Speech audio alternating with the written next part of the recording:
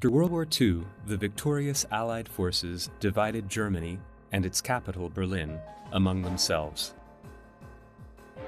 While zones occupied by the French, the British, and the US became capitalist, the areas occupied by the Soviets saw communist leadership. With the escalation of the Cold War, the relationship between the US and the Soviet Union became aggravated. The communists had erected an enormous wall around West Berlin over a single night in order to put an end to all movements between the two halves of the city. This was the Berlin Wall. All in all, it's just another break in the wall. East Berlin, 1979. Every morning, Dieter Bruns stepped out onto the balcony of his flat in the city center, which gave him an excellent view of the wall. It was hardly 80 meters away. Freedom was almost at arm's length. Everyone he ever loved was living beyond the wall. It was only he and his daughter Hilde that had got stuck in the closed-off Eastern Bloc. One night, the doorbell rang. They had a hunch that it meant no good. Unfortunately, they were right. "Herr Bruns, please come with us. You cannot ask questions while we're on the way," said one of the agents. "Tell me, Comrade Bruns, what comes to mind when you see this picture?" The officer started the interrogation. "In this picture, comrades Brezhnev and Honecker greet one another with socialist amiability, as Soviets do, thus symbolizing the eternal friendship of our people with the Soviet Union," said Dieter with the tone of a schoolboy. "Interesting," continued the officer. "We don't think that this is your honest opinion. During a friendly chat at 2002 on the 30th of June 1979, you made fun of our leaders. We know everything about you, Comrade Bruns. You have a 17-year-old daughter, have you not? Hilde Bruns, right? Very pretty girl. But with such an imperialist parental background, I am not sure she will be admitted to university next year. We'll be watching you. I suppose I don't even have to say that we've never met. Take care of your daughter," finished the agent. At 2:14 a.m. on the 2nd of July 1979, Dieter Bruns received an educational lecture. File closed. Dieter met his best friend, Hans, in a bar.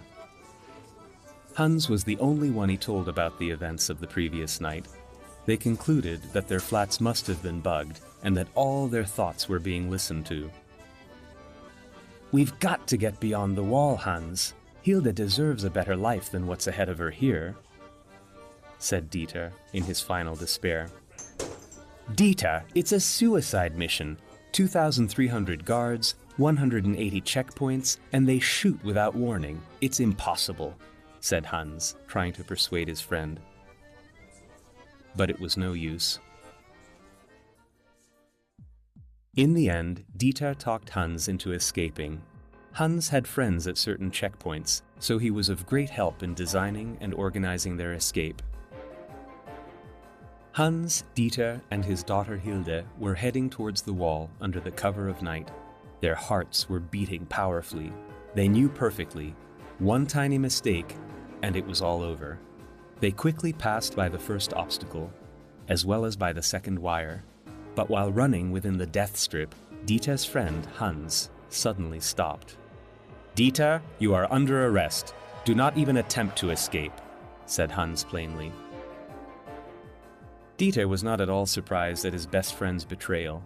He had one goal in mind: to climb over that wall, at all costs. They had almost got over to the other side when Dieter was shot at with machine guns from multiple directions. In the last moment, Hilde managed to climb over the wall that symbolized the Iron Curtain. She was able to start a new life in a place with democracy. She never forgot that her father sacrificed his life for her freedom. As a result of his Secret Service blunder that night, the snitching Hans was caught and executed. His mere existence was then deleted retroactively from all records. The 30-year existence of the Berlin Wall saw hundreds of escape attempts. However, Unfortunately, most of these attempts ended with death. On the 9th of November, 1989, the Berlin Wall symbolically fell, the wall that for East Germans had previously stood for divided families and tragic lives, but mostly for the limits of their freedom. The Eastern Bloc started to crumble. Erich Honecker, chairman of the State Council of the German Democratic Republic, was then called to account for abusing his office and for giving the executive order to open fire at the wall. However, due to his poor health, proceedings against him were terminated. He then fled to Chile, where he later died. He was never convicted for the murders.